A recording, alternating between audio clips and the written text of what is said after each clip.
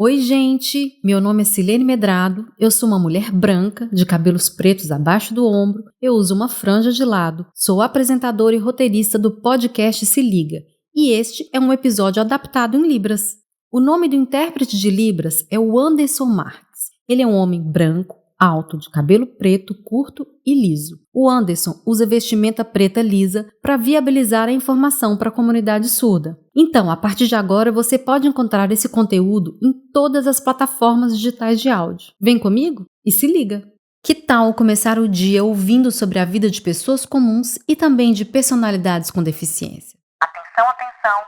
O quadro Histórias da Gente é com a Ellen Keller. A Ellen foi uma escritora e ativista norte-americana, cega e surda, formou-se em filosofia e lutou em defesa dos direitos sociais, direitos das mulheres e das pessoas com deficiência. E foi a primeira pessoa cega e surda a entrar em uma instituição de ensino superior. A Ellen apresenta em sua literatura muito rica em detalhes. A história dela foi construída pela educação, porque ela enfatiza minimamente todos os detalhes da sua trajetória. E ela, nessa fase da vida, ela descreve um período de grandes descobertas através da aquisição da sua linguagem e nesse processo de ensino e aprendizagem em conjunto com a sua professora Anne Sullivan. A primeira descoberta que ela fez importante foi o conhecimento das primeiras palavras, através do alfabeto manual soletrado na palma da sua mão.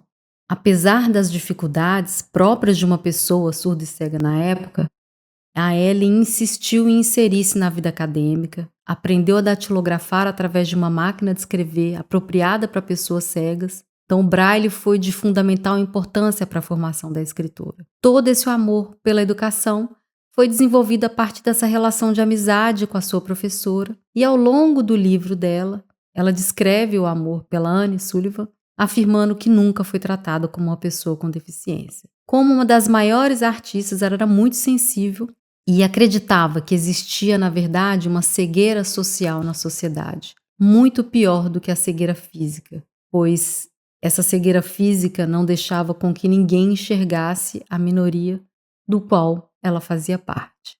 Então agora eu comecei do fim, né? Comecei a falar um pouco de quem era do geral e agora eu vou começar da história pessoal dela. Ela nasceu no interior do Alabama em 1880. Seus pais eram Kate e Arthur. O pai dela tinha um filho mais velho, James, de outro casamento, e o casal na época tinha um bebê de poucos meses, Mildred. Após desenvolver uma doença que na época não havia sido identificada, a pequena Keller perdeu completamente sua visão e audição antes mesmo de completar 2 anos. No seu livro, ela fala que num sombrio mês de fevereiro chegou a doença que fechou meus olhos e ouvidos, mergulhando-me na inconsciência de um bebê recém-nascido. Numa manhã bem cedo, porém, a febre foi embora, tão súbita e misteriosamente como chegara, diz Keller. Por quase 7 anos, a família se esforçou para encontrar uma forma de educar essa menina dentro de costumes de uma família tradicional, mas sem sucesso. Que aos 2 anos ela ficou cega e surda, e a partir daí a família começou a atravessar barreiras. Conta que na época, né, essa pequena menina tinha temperamentos fortes e já era muito mimada pela mãe. Imagina, gente, 1880, lá para trás. Como é que devia ser ter um filho com deficiência múltipla, né? Audição e visão, numa sociedade que a gente ainda passa tanta barreira hoje, imagina na época. Só que ela sempre foi uma menina que tinha muita capacidade de aprendizagem antes mesmo de conhecer a professora. Algumas pessoas já diziam que ela conseguia manifestar alguns sinais para se comunicar com algumas pessoas da casa, alguns empregados da família. Nessa época, a mãe da Ellen, a Kate, ficou sabendo da história de uma menina surda que foi tratada e educada com muito sucesso. Então a menina foi levada pelo pai Arthur no consultório de um médico, e esse médico atendia numa cidade independente do leste dos Estados Unidos, aconselhou ele a levar sua filha para Alexandre Graham Bell, que tratava de crianças surdas e não oralizadas na época. De lá, a Ellen foi encaminhada para um instituto de cegos e nessa escola ouviu o relato de que tinha uma professora, a Anne Sullivan, que tinha sido aluna do instituto com 20 anos e que ela poderia ser a instrutora da menina dentro de casa. Mas assim, após muitas batalhas para fazer com que a Ellen entendesse o sentido da relação entre a palavra e as coisas, após aprender o sentido dos sinais das palavras, através de sucessivos esforços da sua professora, a Ellen desenvolveu uma rápida capacidade de se comunicar e de aprendizagem de sinais com as mãos. E aos poucos foi aprendendo o alfabeto manual e impresso em relevo. Esse aprendizado, através de suas habilidades, colaborou para um rápido aprendizado que levou até a faculdade. E a partir daí ela percorreu uma longa amizade que se estendeu por muitos anos com a Annie Sullivan. A Ellen acabou por escrever sua autobiografia, chamado The History of My Life, que é a história da minha vida, que foi traduzido em mais de 50 línguas, contando a sua experiência de vida. Conta-se que, como uma garota norueguesa aprendeu a falar, ela buscou essa oportunidade numa escola de surdos em Boston. Então, após 25 longos anos de treino, ela aprendeu a falar com auxílio da leitura do toque que fazia nos lábios e na garganta da pessoa que interagia. Lutou pela defesa das pessoas com deficiência e conseguiu visitar mais de 30 países, indo como embaixadora dos Estados Unidos. Tem uma frase muito bonita que fala que, ao despojar-se do conhecimento de si e do mundo, à luz dos olhos da professora, a Helen Keller aprende que aprender é com o outro. E a gente percebe na história da Ellen como a relação dela com a professora era intensa e que ela precisou de um bom professor, né? De uma família que encontrou uma escola apropriada, um profissional naquela época e que precisou que essa professora não desistisse dela. E eu gosto muito da frase que ela aprende o que é aprender com o outro, porque ela ficou muito tempo presa no mundo dela sem conseguir se comunicar. E ela conseguiu construir ali o seu próprio conhecimento a partir da relação com uma outra pessoa. E a gente precisa do outro para aprender. Então, é o que eu sempre falo. Se você tiver um filho com deficiência ou não, ele for para a escola, e esse mediador desse conhecimento foi esse professor, e ele não estiver disposto a ensinar, a relação fica muito quebrada e são as grandes barreiras. Às vezes você tem um grande expert, mas a relação pessoal e o profissional que não acredita no desenvolvimento do outro já para ali. Então, o profissional, e eu não falo só da inclusão como aspecto do amor, porque as duas desenvolveram isso, é evidente ao longo da vida. A Ellen só conseguiu tudo o que conseguiu que ela teve a Annie. E eu não me estendi muito em falar muito da Ellen, porque eu encontrei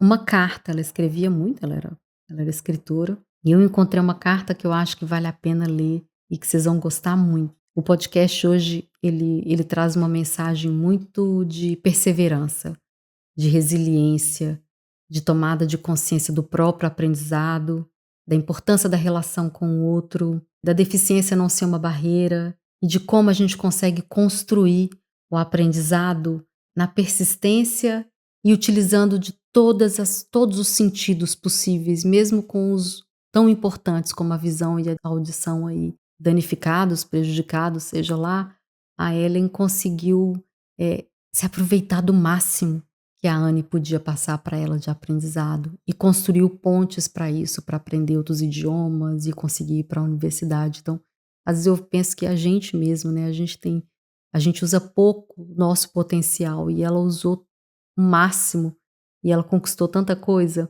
E essa carta dela é muito bonita e eu vou ler para vocês. Eu tinha agora a chave para toda a linguagem e eu estava ansiosa para aprender a usá-la. As crianças que ouvem aprendem a linguagem sem qualquer esforço especial. As palavras que caem dos lábios alheios são pegas por elas no ar, como se diz, prazerosamente.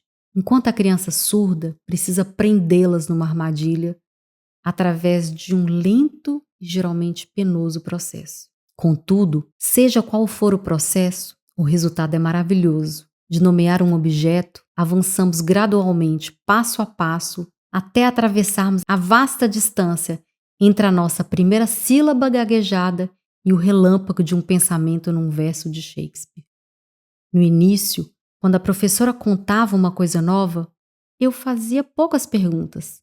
Minhas ideias eram vagas e o meu vocabulário inadequado. Mas à medida que o meu conhecimento das coisas crescia, eu aprendia cada vez mais palavras. Meu campo de interrogações se ampliou e eu voltava repetidamente no mesmo assunto, ávida por mais informação.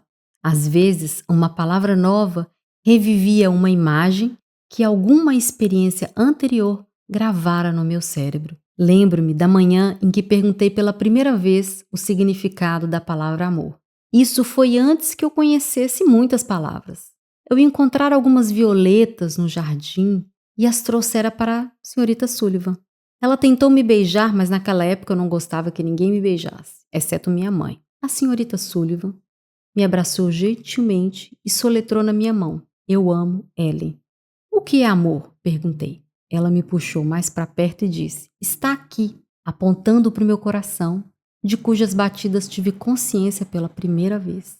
Suas palavras me intrigaram muito, porque no momento eu não entendia nada que não me tocasse. Senti o cheiro das violetas em sua mão e fiz em palavras, meio em sinais, uma pergunta que significava: "O amor é a doçura das flores?"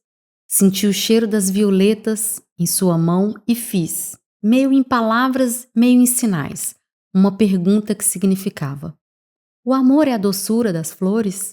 "Não", disse a senhorita Sullivan. Pensei novamente sobre o assunto. O sol quente brilhava entre nós.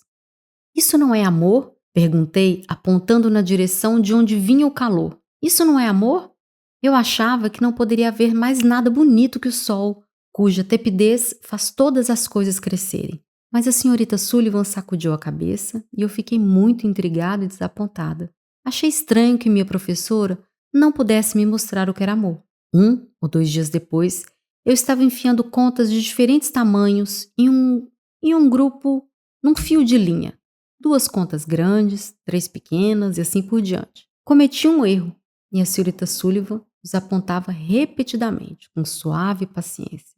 Finalmente notei um erro muito óbvio na sequência e por um instante concentrei minha atenção na aula e tentei pensar como deveria ter arrumado as contas.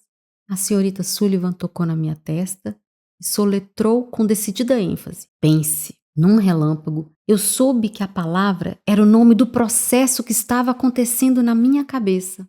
Essa foi a primeira percepção consciente de uma ideia abstrata. Fiquei parada por um longo tempo. Não estava pensando nas contas no meu colo, e sim tentando entender um significado para o amor à luz daquela nova ideia. O sol tinha estado encoberto o dia todo e alguns rápidos aguaceiros já haviam desabado. Mas subitamente o sol irrompeu de novo em todo o seu esplendor. Mais uma vez perguntei: "Isso não é o amor?" "O amor é como as nuvens que estavam no céu antes de aparecer", respondeu ela. Então, em palavras mais simples do que essa, naquela época eu não podia ter entendido e ela explicou: "Você sabe que não pode tocar as nuvens, mas sente a chuva e sabe como as flores e a terra sedenta ficam contentes de recebê-la depois de um dia quente. Da mesma forma, não pode tocar o amor, mas sente a doçura que ele derrama em tudo. Sem amor, você não seria feliz, nem ia querer brincar." A bela verdade irrompeu em minha mente. Senti que havia linhas invisíveis estendidas entre o meu espírito e o espírito dos outros. É assim, é de perder o ar, né? Então, eu desejo que a Ellen traga para todo mundo essa sede pelo aprender, desde o nome ao sentimento, e acreditar sempre que esse potencial está dentro da gente. Mas o importante para mim na Ellen que ficou foi a relação dela sedenta pelo aprendizado, porque ela tinha uma fonte disponível de saber que jorrava nela conhecimento sempre que ela precisava e que ela queria. E, meu Deus, quantos alunos precisam, quantas Anes precisam ter por aí. O objetivo do episódio de hoje foi apresentar um trecho pequeno da vida da Ellen, sei que tem muito mais coisa, com base na análise de sua experiência pessoal com a deficiência. Vários trechos foram retirados de artigos científicos, que estarão disponíveis no box de informações. Espero que você tenha gostado e até a próxima. Beijinho!